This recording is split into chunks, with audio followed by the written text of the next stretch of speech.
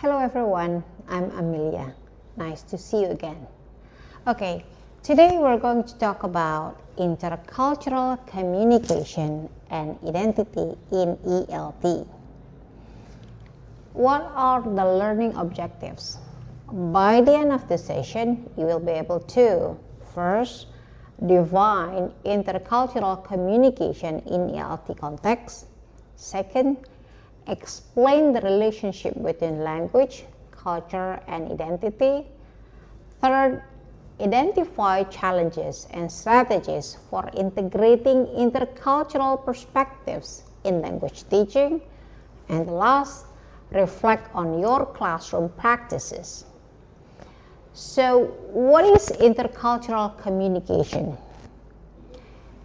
Intercultural communication refers to interactions between people from different cultural backgrounds, shaped by values, beliefs, norms, and language use.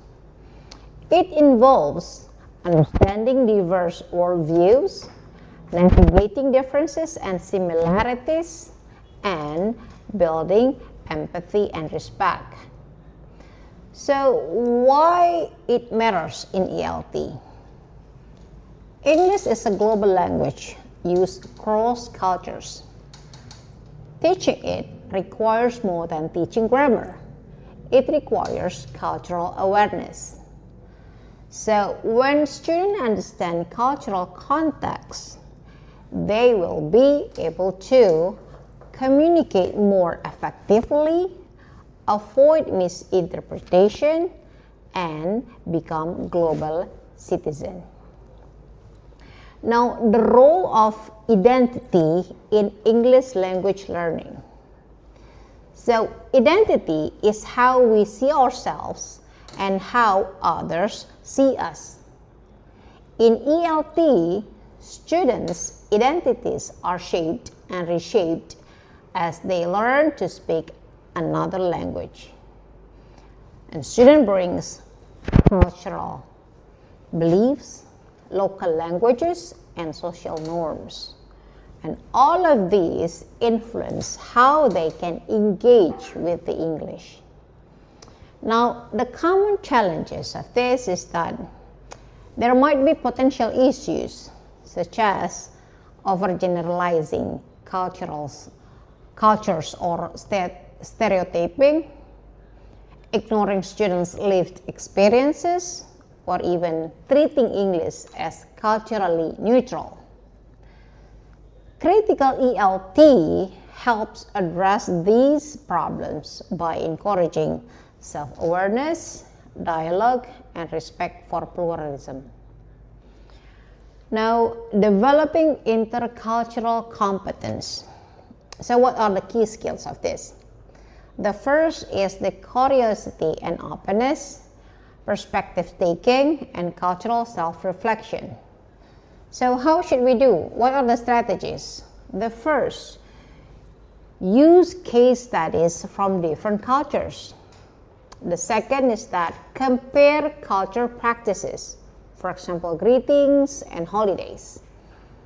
And the last one is you have to encourage sharing of personal cultural stories. Now, what kind of activity that relates with identity mapping? What you need to do is, you can ask students to draw an identity map.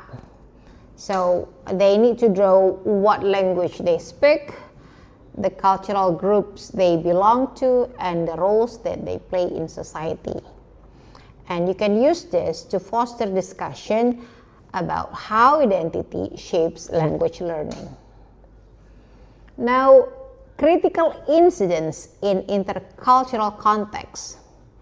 Use short narratives or videos such as miscommunications, cultural misunderstandings, and language-related bias.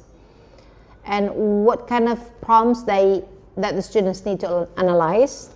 See, they need to know what happened, why did it happen, and how could it be handled differently. Now, let's talk about the case example.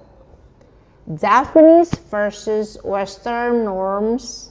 For example, in Japanese culture, students may avoid direct eye contact, and silence can be indicating respect but not confusion. But in Western ELT textbook, assertiveness is more valued, and participation relates with speaking up. So teach students that there are multiple valid and communication styles, and it's okay to be different. Okay, now bridging interculturality into ELT materials. What you need to do to bridge interculturality into ELT materials is that first, you need to use texts from multiple cultural sources. You need to include global and local voices and avoid tokenism. Go beyond food, go beyond festivals. You need to focus on real stories, dilemmas, and diverse perspectives. Now, reflecting on your own cultural lens. Okay, what you need to do is you need to ask yourself, what cultural values do I bring into the classroom? Do my materials reflect on only one worldview? And how can I make space for difference? Okay, this kind of self-reflection is the first step to intercultural pedagogy. Okay, now let's talk about the key takeaways. The first is that intercultural communication is the central to ELT.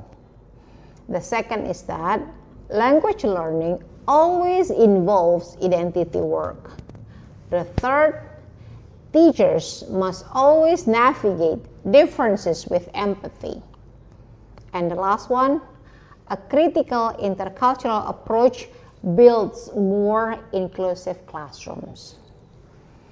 So, okay, now let's go to reflective mini task. What you need to do is to create a reflection from 250 until 300 words.